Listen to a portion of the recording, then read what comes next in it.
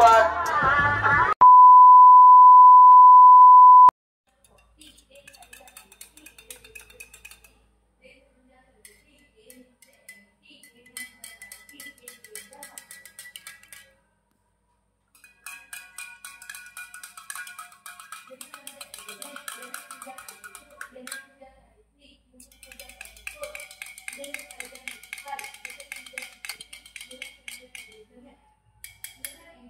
অন্যান্য দিনের থেকে আজ সকালটা একটু অন্যভাবে শুরু হলো। গতানুগতিক লেবু জল, গরম জল, চা, শরবত এইসব ত্যাগ করে আজ কিন্তু একেবারে ছাতুর শরবত খেয়ে রেডি হয়ে দিনটা শুরু করলাম। সৌমেলের সারাদিনের আরও একটি নতুন দিনে গুড মর্নিং জানিয়ে ওয়েলকাম জানালাম আমার আরও একটি নতুন ভিডিওতে। আজকের ভিডিওটি দারুণ হতে চলেছে, তোমরা সঙ্গে থাকো। আশা করি আজকের ভিডিওটি দেখতে তোমাদের বেশ ভালো লাগবে। কাজের সূত্রে যারা বাইরে থাকে, যখন ছুটি নিয়ে বাড়িতে আসে তার আগে তারা চিন্তা ভাবনা করে বাড়ি গিয়ে দারুণ সুন্দর করে মজা করে নিজেদের মতো আনন্দ ফুর্তি করে সময়টা কাটাবো।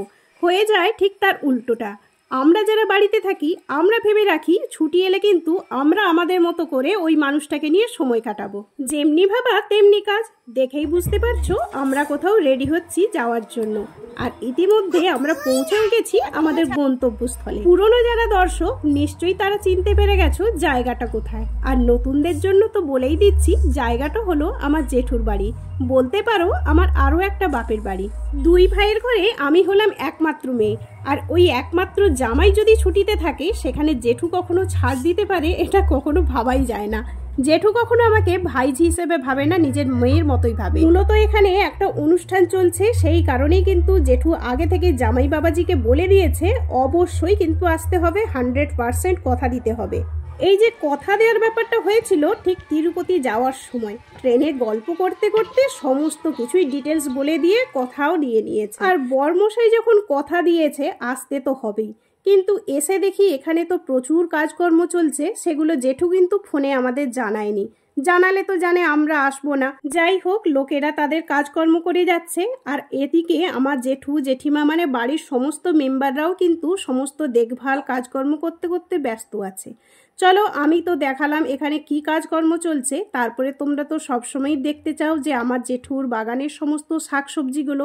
এখন যেহেতু প্রচণ্ড গরম, রোদটা দেখে বুঝতেই পারছো, সেভাবে বাগানে কিছু টুকটাক শাকসবজি যদিও আছে, রোদের জন্য মনে হচ্ছে সবই কিন্তু নিস্তেজ। প্রত্যেক দিনই বাগানে জল দেওয়া হয় ঠিকই, কিন্তু তাও রোদের জন্য এইভাবে ঝিমিয়ে থাকে। বাড়ির সামনের বাগানটাতে সমস্ত শাকসবজি থাকে, সাইডে এইরকম লঙ্কার গাছগুলো আর পেঁপে গাছ লাগানো আছে, পেছন দিকে আছে ওই যে কিছু ফলের গাছ, আর এই দিকে আছে এই সুন্দর সুন্দর জিনিসগুলো। এগুলো হচ্ছে আমার জেঠিমার ছেলে মেয়েই বলতে পারো। আমার জেঠিমা এদের এত এত ভালোবাসে কি বলবো। আগে যখন ছোট্ট ঘর ছিল, এদের সংখ্যাও অনেক কম ছিল, তখন যেহেতু জেঠু চাকরি করতো অতটা সময় জেঠিমা দিতে পারতো না। একবার যদি একটা কখনো কোনো কারণে মারা যেত, জেঠিমা কিন্তু সেদিন খাওয়া দাওয়া বন্ধ, কান্নাকাটি কি যে অবস্থা নিজের চোখে দেখেছি বলে সেগুলোই তোমাদের সঙ্গে শেয়ার করছি। আমার জেঠুর এত চাষবাসের শখ, আর শখ শুধু নয় এত যত্ন সহকারে করে আর সময় দেয় মানে সীমার বাইরে। জেঠুর হাতের কিন্তু কলমের গাছগুলো দারুণ হয়। আগেও দেখালাম যে আমের গাছটা, আর এই যে দেখো লেবুর গাছ। রোদের জন্য হয়তো বুঝতে পারছো না, গাছ ভর্তি ভর্তি পাতিলেবু হয়ে আছে। গাছের চেহারাগুলো দেখো এত ছোট্ট ছোট্ট। তো যাই হোক, এবারে চলো বলি কি উদ্দেশ্যে আমরা এখানে এসেছি। এই যে দেখতে পাচ্ছ মাঠের মাঝখানে পুরো ফাঁকা, একদম খটখটে রোদ, ওইখানে ওই যে সবুজ যে নেটটা ঘেরা আছে ওখানে খাওয়া দাওয়ার ব্যবস্থা চলছে, আর এইখানে পুজো হচ্ছে। তো এখানে দারুণ সুন্দর অনুষ্ঠান হয়, সেটা এই প্রথম আমি এসে দেখলাম। এত গরমের মধ্যে ওখানে বসে খাওয়া দাওয়া করেছিলাম, সেই জন্য খাওয়ার ভিডিও শেয়ার করলাম না। আমাদের খাওয়া দাওয়া কমপ্লিট হয়ে গেছে। ওইখানে দেখতে পাচ্ছ একটা সুন্দর মন্দির আছে, ওটা পরে তোমাদের সঙ্গে সন্ধেবেলা দেখাবো। খাওয়া দাওয়া করে একটু সবাই রেস্ট নিয়ে নিয়েছিলাম, আর তারপরে দেখো খুব সুন্দর হাওয়া দিচ্ছে। আমরা বাইরে বারান্দায় বসে আছি, আর আমার ঠাকুমাকে দেখাবো না এটা হতেই পারে না। অনেকেই তোমরা আমার ঠাকুমাকে দেখতে পছন্দ করো বা দেখতে চাও, তাদের উদ্দেশ্যেই এই ভিডিওটা। ঠাকুমা বসে বসে সব সুপুরি কুচোচ্ছে। বাড়ি চলে যাব এরকম একেবারে প্রোগ্রাম করেই আমরা বাড়ি থেকে বেরিয়ে এসেছিলাম, কিন্তু এখানে এসে দেখলাম আশ্চর্য সব ঘটনা ঘটে যাচ্ছে। আজকে আছে গো অ্যাজ উই লাইক, মানে যেমন খুশি তেমন সাজো। আর আমি কিন্তু আমার ছেলে মেয়েকে নিয়ে এই সমস্ত প্রোগ্রামগুলো অ্যাটেন্ড করতে ভীষণ ভালোবাসি। একটা মাথার মধ্যে চিন্তা ভাবনা করে নিয়েছি, তোমাদের দাদাভাই সেটা কাগজে লিখে দিচ্ছে, আর আমি কিন্তু এদেরকে সাজিয়ে দিয়েছি। কি সাজিয়েছি চলো পরে তোমাদের সঙ্গে শেয়ার করছি। ঘড়ির কাঁটাতে এখন 7টা পেরিয়ে গেছে, কিন্তু যেহেতু সেজে ফেলেছে ছেলেমেয়েরা, প্রোগ্রাম এখন দেরি আছে, ওদের মনের মধ্যে চলছে আনন্দ।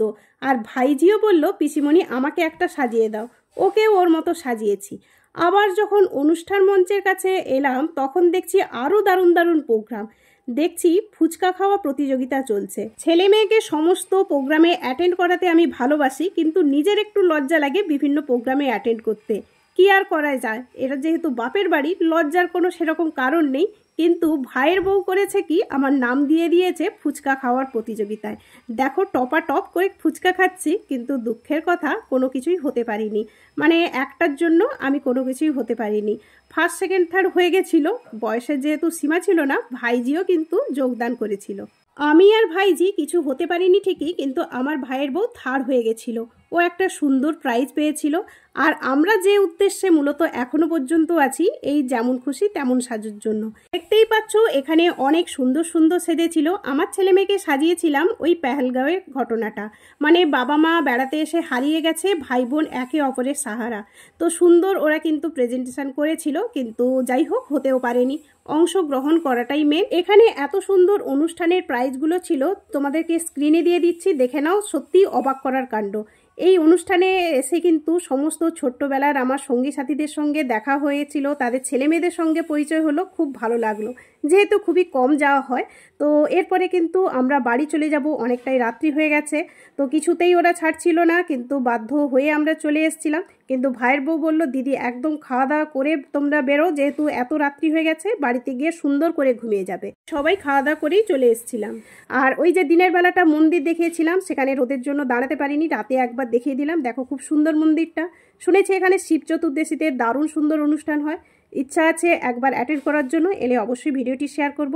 চলো আজকের ভিডিওটি কেমন লাগলো জানিও। আজকের মতো টাটা, পরে আবার দেখা হচ্ছে।